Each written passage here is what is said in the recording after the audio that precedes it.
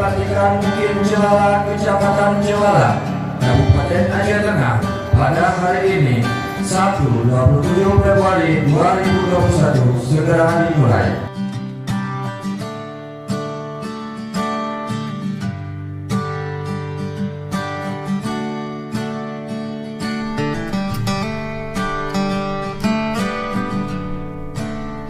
Hari ini Sabtu, tanggal 27 bulan Februari tahun 2021, kami Bupati Aceh Tengah dengan resmi melantik Saudara Ismail Sheikh sebagai Mukti Trala, Kecamatan Trala, Kabupaten Aceh Tengah.